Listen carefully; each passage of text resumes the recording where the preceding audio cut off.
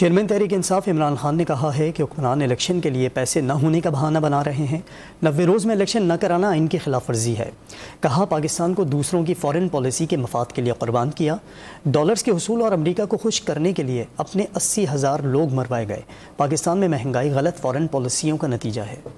جب آپ کے ملک میں رول آف لا اور ڈیموکریسی نہیں آتی، آپ یہ تماشا دیکھ لیں پاکستان میں، آئین کہتا ہے کہ 90 دن کے اندر الیکشنز ہونے ہیں، وہ سارے مل کے کہہ رہے ہیں کہ نہیں جی 90 دن میں الیکشن نہیں، اور بہانے مار رہے ہیں کہ کوئی جی پتہ نہیں پیسے نہیں ہیں۔ پیسے نہیں ہیں، سوچیں، کہتے ہیں پیسے نہیں ہیں الیکشن کروانے کے لیے۔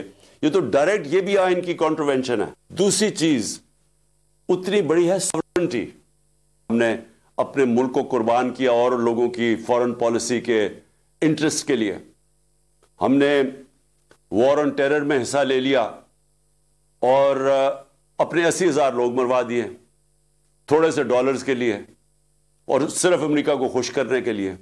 جب آپ کسی اور کو خوش کرنے کے لیے اپنی فارن پالیسی بناتے ہیں اور اپنے لوگوں کو قربان کرتے ہیں، اس کا نتیجہ یہ ہوتا ہے جو آج پاکستان میں مہنگائی کی لہر ہے اور یہ بڑھتی جا رہی ہے۔